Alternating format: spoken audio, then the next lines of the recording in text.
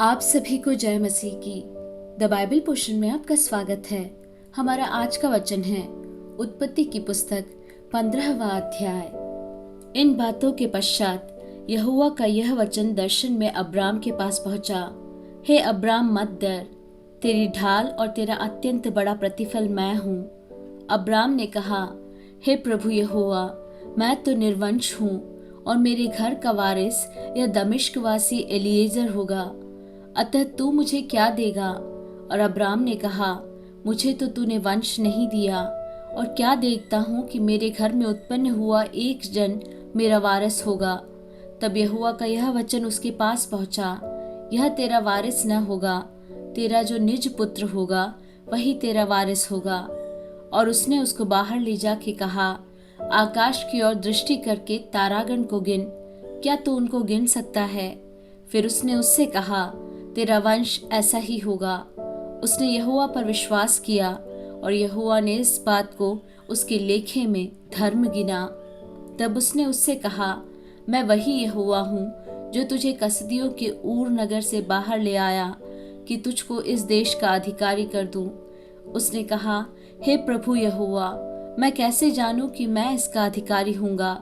यहोवा ने उससे कहा, मेरे लिए 3 वर्ष की एक कलोर और 3 वर्ष की एक बकरी और 3 वर्ष का एक मेढ़ा और एक पिंडुक और कबूतर का एक बच्चा ले।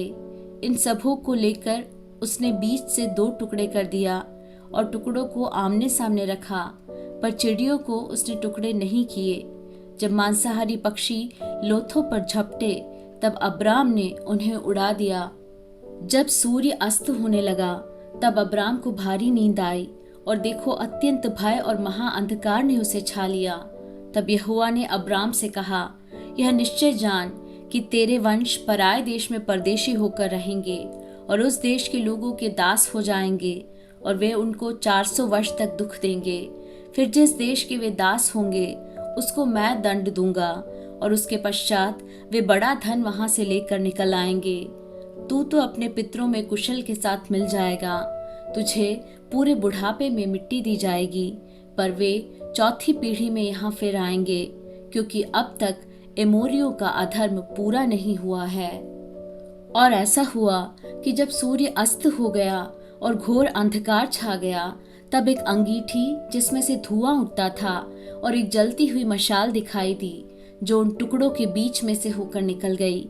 इसी दिन यहोवा ने अब्राम के साथ यह वाचा बांधी, मिस्र के महानद से लेकर परात नामक बड़े नद तक जितना देश है, अर्थात केनियों, कनेजियों, कदमोनियों, हित्तियों, परिज्जियों, रपाइयों, एमोरियों, कनानियों, गिरगाशियों और यबूसियों का देश मैंने तेरे वंश को दिया है।